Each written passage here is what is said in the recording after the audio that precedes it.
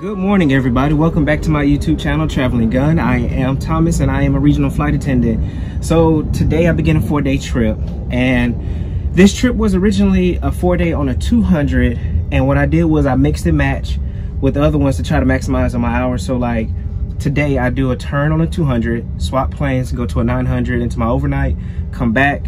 It's basically I'm going back and forth between a 200 and 900 this entire trip, and that is my doing, nothing of crew scheduling or anything like that.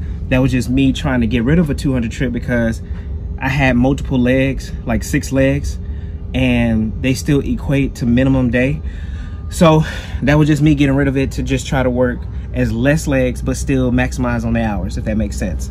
But other than that, that's all I have for you right now.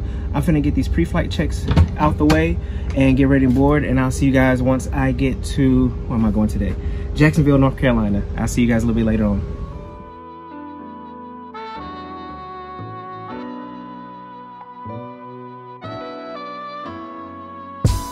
Good evening, everybody. So I finally made it to my room here in Jacksonville, North Carolina. Today was very uneventful. Nothing really went on major, I should say, with the exception of my leg. Here, we closed up everything, finna get ready to push back. Then we had to have maintenance come on board because the FO's microphone or radio didn't work. So we had to open the door and wait for maintenance to come back on. And then I noticed as we closed back up, I got a call from voicemail from crew scheduling. I'm like, why are they calling me? You know, I'm on the plane.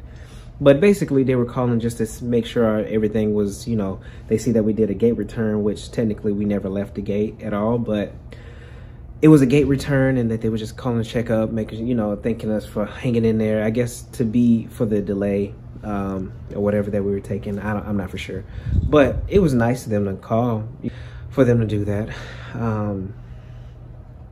But yeah, like I told you before, this whole trip is a mixture of going from 200 to 900, 200 to 900. I know people don't like swapping planes, or flight attendants don't like swapping planes, but this was to maximize hours and to shorten sits that I had on my original trip, which was a 200. Now, I have nothing against the 200. The only thing I have against it is summertime. It just seems like none of the APU works. That's one reason why I don't.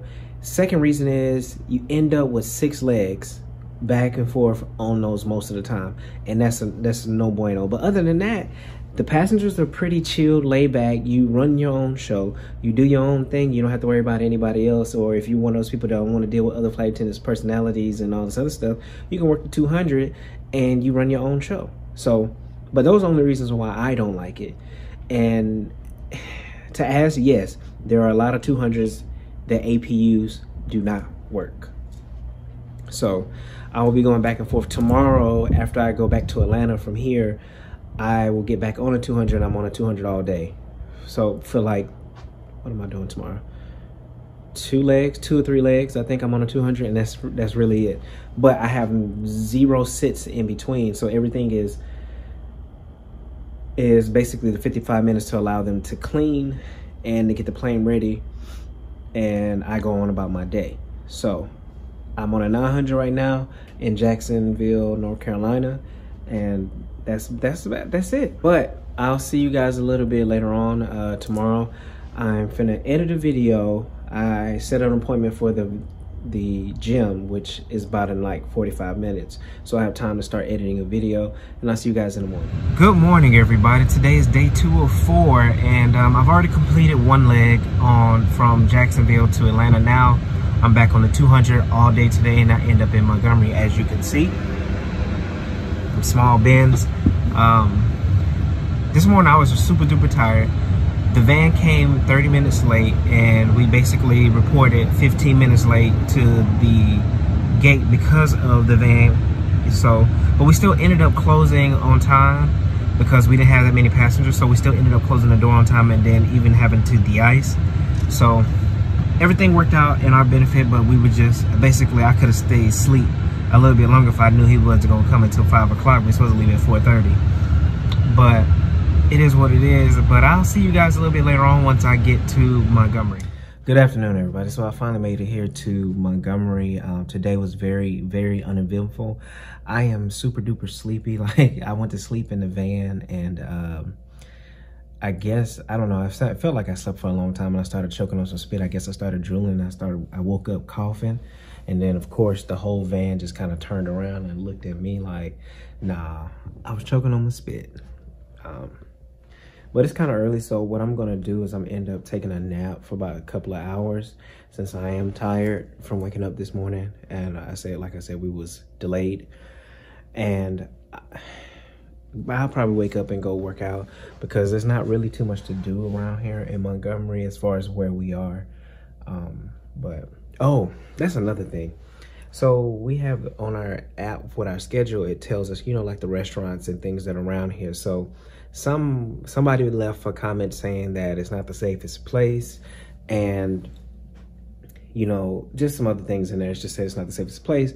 But for me, I don't feel unsafe, but at the same time, I still don't feel unsafe here because I've been here several times before and I've never felt like, oh, it's not safe to walk around. But you know, it is what it is. But I'll see you guys a little bit later on, and once I get up, or probably in the morning. Hey everybody, so I woke up from my nap, and I found me a gym. So when I woke up, I was looking on my Google Maps just to see what was you know, around here available to go to or whatever like that. And what I noticed was I seen something on the map that said Seoul Market, and which is a Korean market. Now, if you know me, you know that I love Asian food. And so I had to go check out the market. And when I tell you, I got super excited when I walked in there because it reminded me of markets in Seoul. Even though some of the stuff that they had in there, they do sell here, but it's at a higher price range. But, you know, it was shocking to me that, you know, there was a Korean market here in Montgomery, Alabama. But then I got to thinking, so Hyundai plant is here in Montgomery, and Hyundai is a Korean company. So therefore they send their people here, and naturally if their people is living here, they're gonna have to have food and places to eat.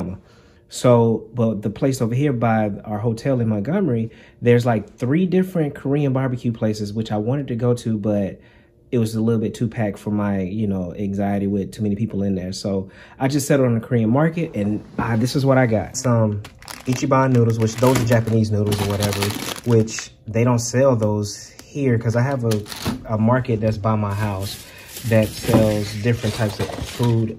I got some kimchi noodles, which I love kimchi, by the way. And this right here, I had this in Seoul as well, but I have not found any of this in any markets here in the Metro Atlanta area.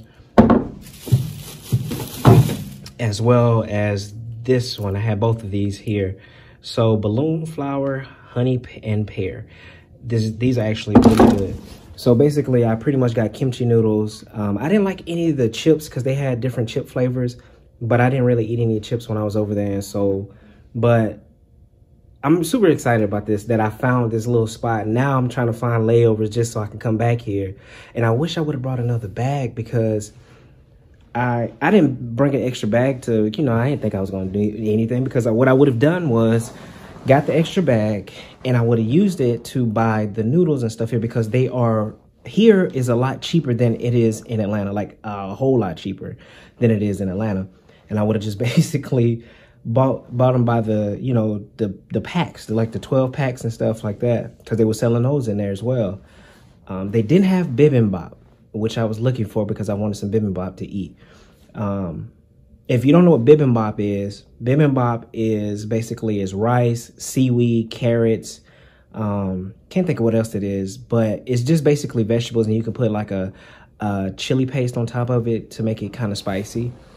And they didn't sell that there, so I was kind of bummed out. But they had everything else, from dumplings, frozen dumplings, noodles, frozen noodles, everything you could think of, they had it there.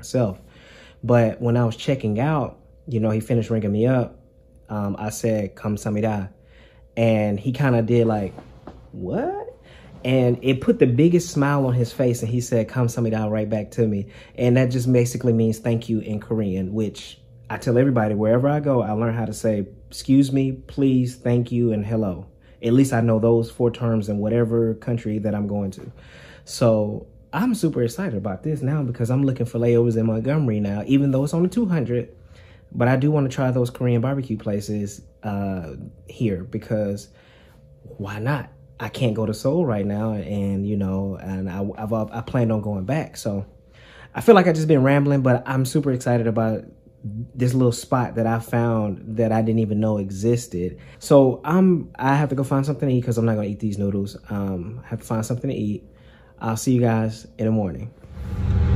Good morning, good morning, good morning, everybody. Welcome to day 3 of 4 for me. And today I have 4 legs. This is Montgomery to Atlanta is my last leg on the 200. I don't have to swap planes anymore. So I'm on the 900 for the rest of today and tomorrow. I end up in Bloomington today, but there's a snowstorm supposedly in Bloomington or the Midwest. So I'll keep you guys updated on what's happening and if I get delayed or changed. So I'll see you guys a little bit later.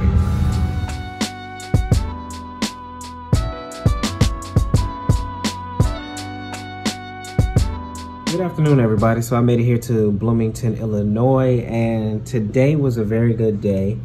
I didn't get sleepy until actually we were taxiing into Bloomington is when I got sleepy.